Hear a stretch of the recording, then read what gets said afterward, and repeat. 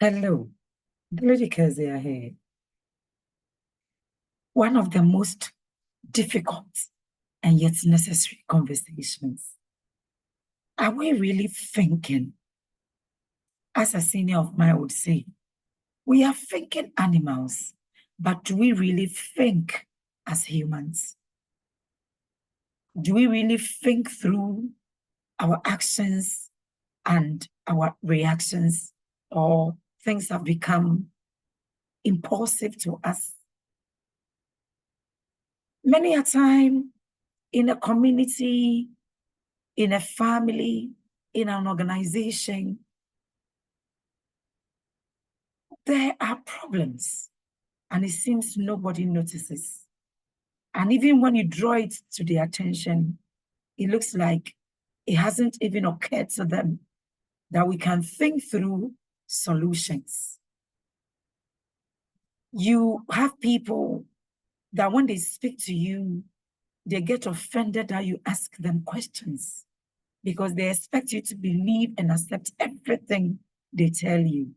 And I'm like, no, I'm training my brain on another dimension that I can't just accept anything anybody is telling me. And I don't want to sound like I know it all. No, nobody knows it all. And I don't also. I only pray for opportunity to learn every day. But sometimes, regardless of people's positions, their educational backgrounds, even their age, you interact with them and you realize that no, they are not really thinking deeply. It's either because we are comfortable or we are subjective because we like some people. We want to validate whatever they do for them to think they are okay, whereby we know deep down that they are not okay. What they are doing is not right. Those are the sycophants. I'm not talking about them. How can we develop great minds, inquiry minds, such that we'll be able to think as humans as we're supposed to be? Because many a time, the problems that we even think are spiritual, they are not spiritual. It's just because we are not thinking. If only we can set time to think, to brainstorm, asking ourselves difficult questions. How did I end up here? What choices and decisions brought me here? If I'm not satisfied here, how do I move from here to where I want to be? These are questions. It needs thinking. It wouldn't just come. We would have to think through problems in order to get solutions. But if we are comfortable in our ways, such that we are not able to think and we disable the people around us to also think, we will struggle through life. And that wouldn't be the fault of the devil. Living a fruitful life by embracing both convergent and divergent thinking involves balancing creativity with critical evaluation. So I'm here with some tips on how you can effectively harness both modes of thinking to enrich your life. One of my mentors looked at me one day and said, if everything you hear you believe, then what use is your brain? And it hits me so hard. I know these are statements that when we make to even people that we love so much, a greater percentage of them would be offended. But I've come to a place in my life to accept that those who love me are those that can tell me the truth, not the sycophants that will look at me and make me feel and think that everything I'm doing is all right. A lot of people are not thinking. Truth be told, just like I said, I don't want to sound rude, but many people are not thinking. Or let's put it, they are not thinkers. And that is why we have what we have today. That regardless of our locations, our mindset shape our situations. It is never the devil's fault. Understanding the difference, divergent and convergent thinking. Divergent thinking is about generating multiple diverse ideas and solutions. So when I see somebody that the person says, I'm a great thinker, and I ask him, what multiple solutions do you have for this situation, for your own situation? And you see, they don't want to think outside the box. To be a divergent thinker, you would have to generate multiple solutions, ideas. This open-ended and encourages creativity, exploration, and innovation. So it's not the way you were socialized, the examples you've been taught, the everyday life of everybody. No, you want to find ways that you live, you move beyond that. Then you have the convergent thinking, which focuses on narrowing down options, refining ideas, and selecting the best solution through logical reasoning and analysis. So you would also think, but you see, you think within a certain scope. You don't go beyond that scope. Logical reasoning and analysis, yes, but it just focuses on the ideas you already have and selecting the best logical and analysis, whereby the divergent thinker will think through everything, not just what they knew, not just what they practiced all this while, but what new can we evolve into? So steps to embrace both thinking styles. Number one, cultivate curiosity and openness. Cultivate curiosity and openness. When people speak to you and you begin asking them questions and they're offended, then you should know they are not thinkers. Because through the questions and answering and reasoning, it would enable both of you to think, to use your brain, to get a solution that is better than the old way of doing things. Explore new interest. Engage in various activities. Read widely. I think another problem is many people are also not readers. So they are limited to what they learned in the classroom, their certifications. So put them in a certain class in their work environment, and they are great. The same people holding all the certifications. You know, our work environment, some things are already laid down for us. So when you are great as your work, even there, people don't know the difference between being a boss and being a leader. They are just robotic, going through the systems. They won't add anything, more or less they are managers. They are not leaders. They won't add anything new because the system is already laid. So people would follow, they would obey you, your command, your instructions, not because they respect you, but because the system is already laid out for them. You are not a leader, you are just a boss. It's those who think outside the box. And these people are able to bring great ideas, innovation, and encourage people to work because then there is the team spirit, there is team cohesion. Everybody have the idea, the tenacity to bring in new ideas. So they push you up as a leader. So exposure to different fields can spark innovative ideas. So don't tell me your certificates. Show me how you are leading people in every area. A great leader knows that the way I'm leading at the church is not the way I'll lead at my children as a mother. It's not the way I will lead my other businesses As a business person, no, a great leader knows how to bring harmony, how to bring the balance in every aspect of where they are. So don't tell me your certification. Show me your leadership skills. Show me your thinking pattern. Let me know how you involve, you inculcate other people's ideas in what you do, how you enable people to think around you. Not just when people ask you questions and you're offended as a leader. How would you enable your team, the people around you, the people you lead, to equally think? Ask questions. Don't allow people just to tell you anything and you believe. Be curious and ask questions about everything if you want to develop your brain.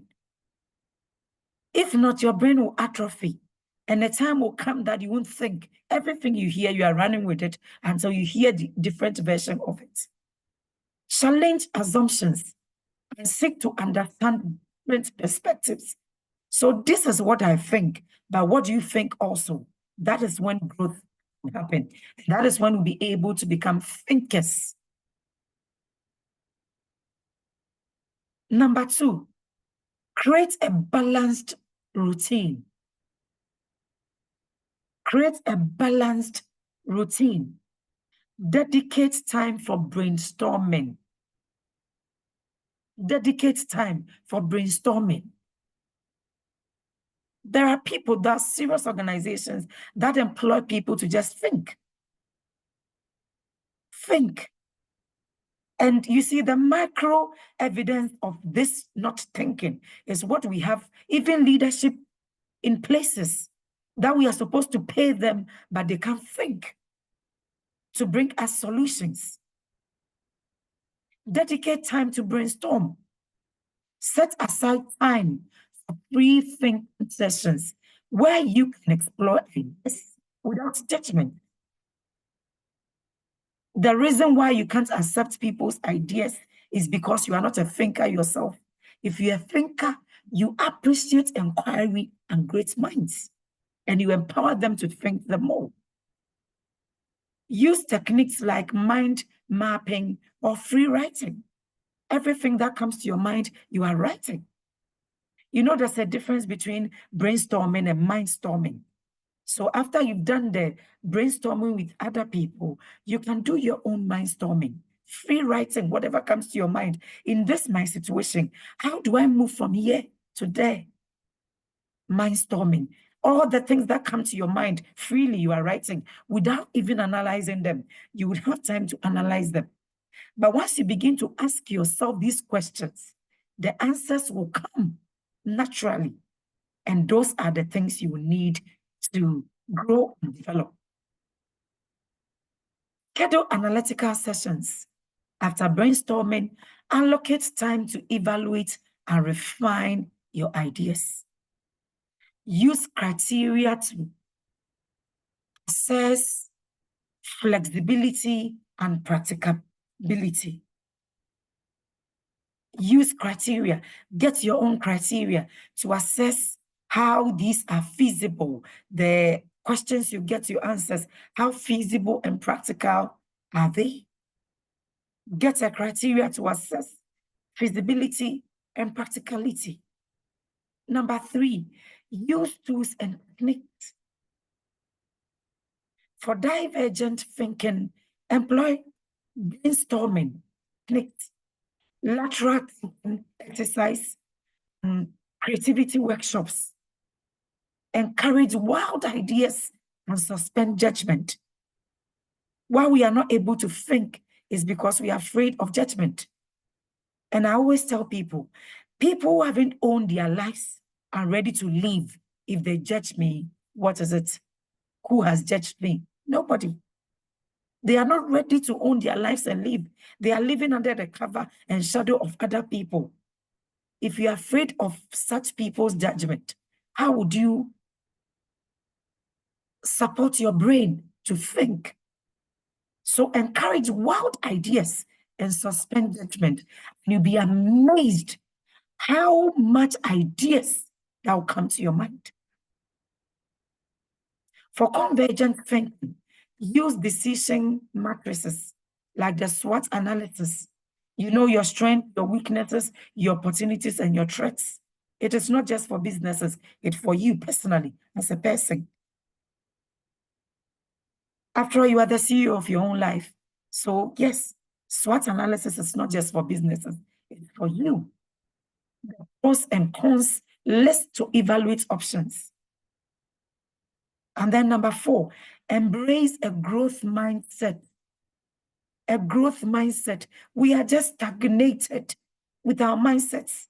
This is the way we do our things, and that ends there. And no wonder we are growing up. We are growing older. We are not growing up. So gone are the days you see people with gray and you think there's so much wisdom. No, it is never so these days. Some people would do things and you sit back and analyze it and realize it's not about age. Wisdom is not about age anymore. So embrace a growth mindset. Learn from failures. Everything that you fail at is a testament that you are doing something. Learn from them. View failures as a learning opportunity. Reflect on what went wrong and how you can improve. Stay adaptable. Some of us will prefer to break than for us to adapt. No, you can't be a great thinker if this is your mindset. Be willing to pivot and adapt your ideas based on new information and insight.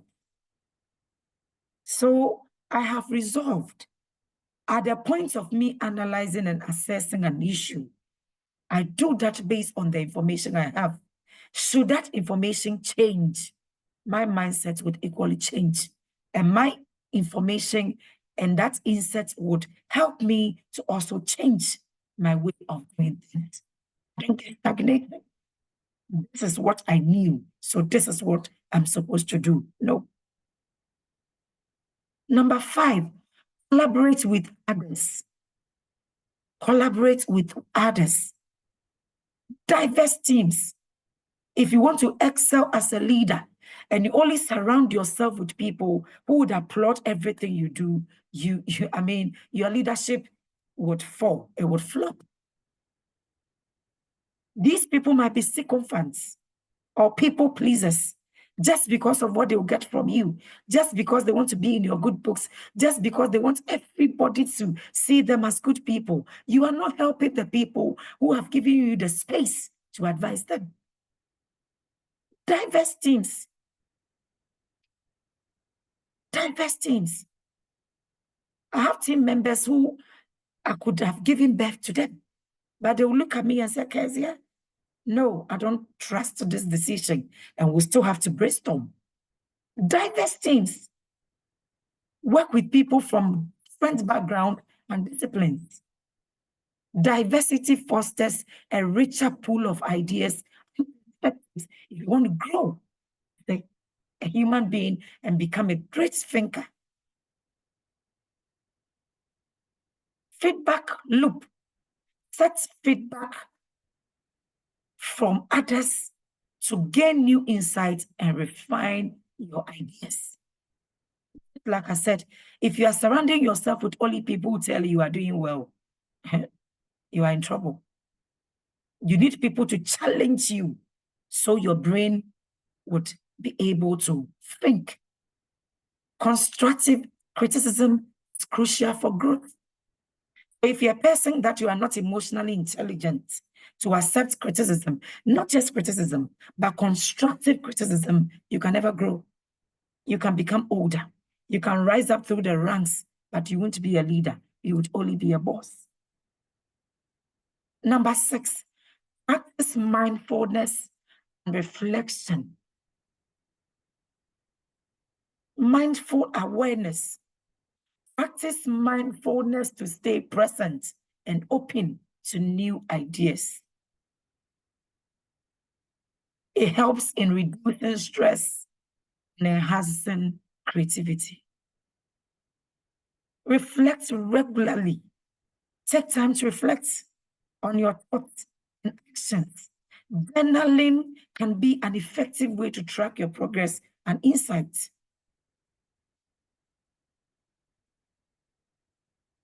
Consistently Find time to reflect on your thoughts and actions. If you want to be a great thinker and develop an inquiry mind, look at us as a people. We are going through the same thing over and over again just because people are not thinking. People are not thinking. Greater percentage of people are not thinking.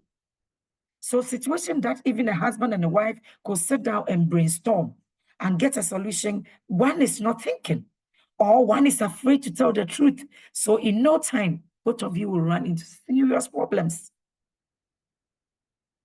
And if you're surrounding yourself, if you're a person that when your partner thinks and you're offended because that idea is not coming from you, a time will come, he or she would fold their arms and they watch you fall.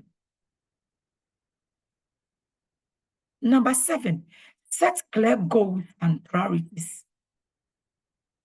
Define objectives. Have clear, actionable goals. This helps in channeling your creative ideas towards a specific purpose. You are not just doing anything. Your thinking is towards a specific purpose. So many of our problems is because we are not thinking.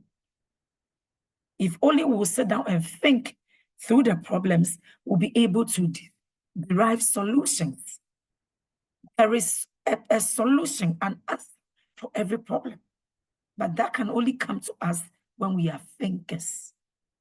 Prioritize effectively. Use convergent thinking to prioritize tasks and focus on what is important, the most important ones.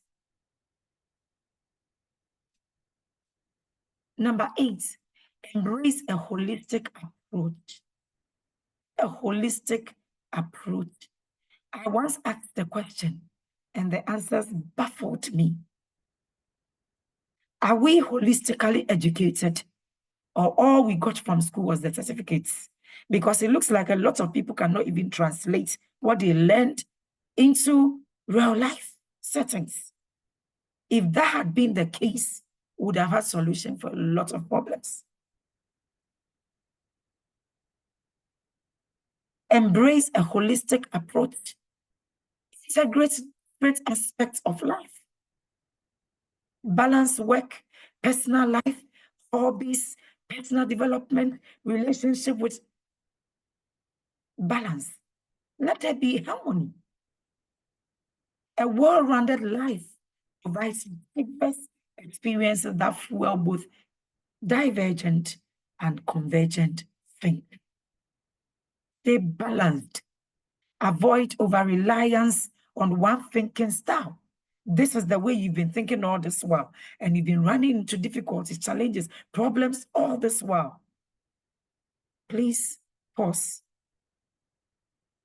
Pause, reflect, and refocus. Avoid over-reliance on one thinking style. Balance creativity with practicality to achieve meaningful and actionable outcomes. Some few examples of applying both thinking styles. Number 1, problem solving. Some of us, our problem solving techniques are horrible. You want to solve a problem and you are manipulating people, intimidating people. How would you think together get a solution? Use divergent thinking to brainstorm all possible solutions to the situation, the problem, the challenges, whatever you call it. Then apply. Listen, after you have used divergent thinking to get into the solutions, all the possible solutions, then you apply convergent thinking to analyze the options and choose the most effective solution. So when it comes into the thinking, you are thinking through everything, generating every idea from every source, from every team member. And after you've gotten that, now you are going to choose After you've analyzed the option, you choose the most effective solution. Project planning starts with a divergent phase to generate ideas for projects. Follow up with a convergent phase. Develop a detailed plan and timeline.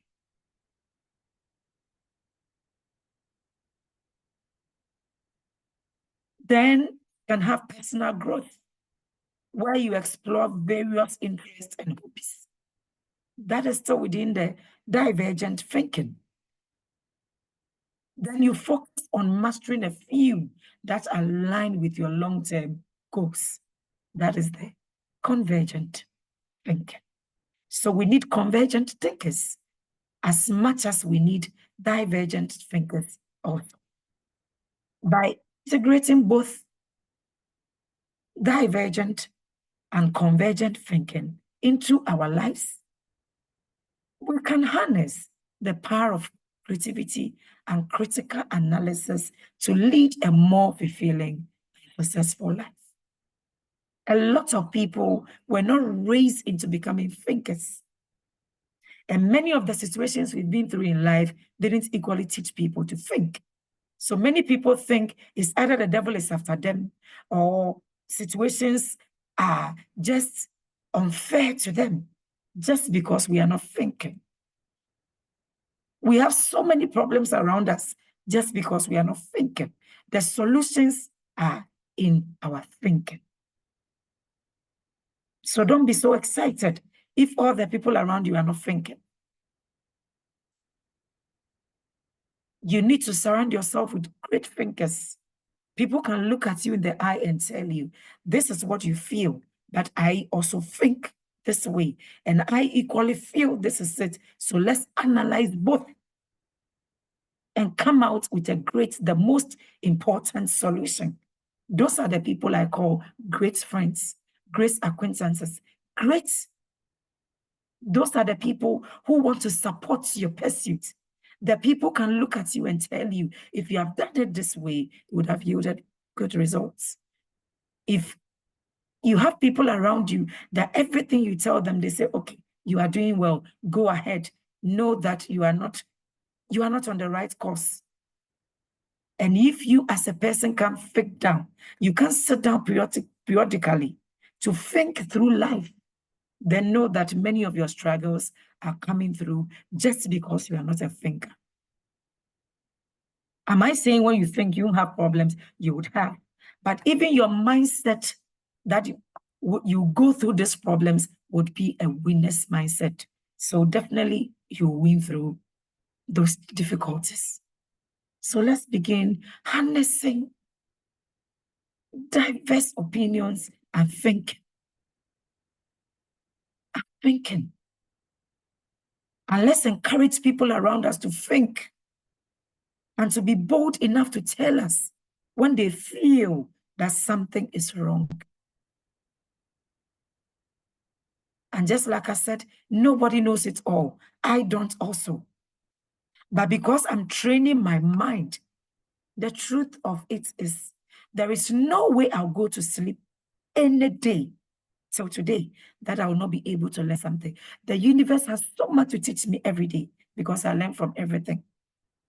I learn from everything and from everyone. And because of that, I can question everyone. Does it mean I'm rude? No. And these are normal questions that sometimes you would think it's supposed to be normal to everybody. It is something that you thought everybody is supposed to know. But no, not at all. Some people can defend lies with their blood, only to get through the lies and realize it didn't help them. Neither did that help the people they were lying to cover. Just because they couldn't have the courage to ask questions. Let me round up with a story, and you understand the importance of developing a divergent thinking.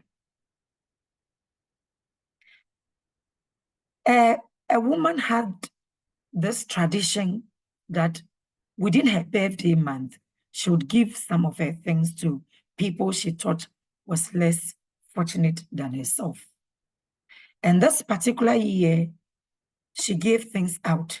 And what she would do is, if it has to do with an office, she would bring it to you, the leader there, share it among your friends, the team you work with. And many of these leaders will come back to this woman to tell her, when I send them out, the people said they don't want. They send you because you think you are rich. You want to give them your used things. But this woman's things were not really old. She's one person that her needs were just few. She can wear the same dress for a whole week, provided it's neat and clean and tidy. So when she shops and she thinks other people need the thing, many of her things are still new, even less than whatever it is. Once it's a birthday month, whatever she's led to give out, she'll give out. And it wasn't because she was giving out because she felt she was so rich. It had become a tradition. And this leader would periodically come back to her to tell her that, oh, the people said they don't want it. So one day this woman was thinking through. Initially, she got so hurt. And then we started working. And what the assignment was, instead of giving it to these leaders to go and share, why don't you really pick the people yourself and with love, give them these items? So the woman started. Lo and behold, the people who said they never wanted, and I forgot to add, this leader would come to tell the woman that the people said they don't want, blah, blah, blah, you know. So she would end up using all the things. All the things. All the things. And this woman said, no, let me give them to these people myself. And lo and behold, these people wear the things. The shoes, the bags, the dresses, they wear them even to the office. She would meet them in town and they are wearing this. And she was so excited. So conclusion, you can't trust people that much, especially those who come to you to just the yes people. You can't trust them that much. The opposite of this story is also another person who also said that if the things I'm bringing to you, you don't like, because you think this person is so mean, because she feels she has so much, I like it and I'll use it. So one day she invited the woman to the meeting grounds. The woman was sitting in her car. The car, the people didn't know. And she started sharing the things. And the people said, no, this has to do with a different location. No, we don't like. So the lady said, if you don't like, then I'm going to use all these things. And when you see me looking good in these things, don't be jealous and don't envy me. So you see, the same story, different coin turned upside down. The conclusion is, my dear, think. Be a thinker. Think through your own life. You'll be able to find solutions to many of your problems yourself. Be a great thinker. Instead of getting worried and depressed in your soul, getting into depression, sit down and think. Brainstorm, mindstorming through your situations and you'll be empowered soul. So powerful that nothing can break you down. If you haven't subscribed to my channel and you find meaning in what I share, hit the subscribe button, click on the notification bell and select all. So anytime I upload a video, you'll be notified. Put in the comment section, just subscribed if you did, so I can welcome you to my channel. Much love and blessings. Be a thinker. Bye.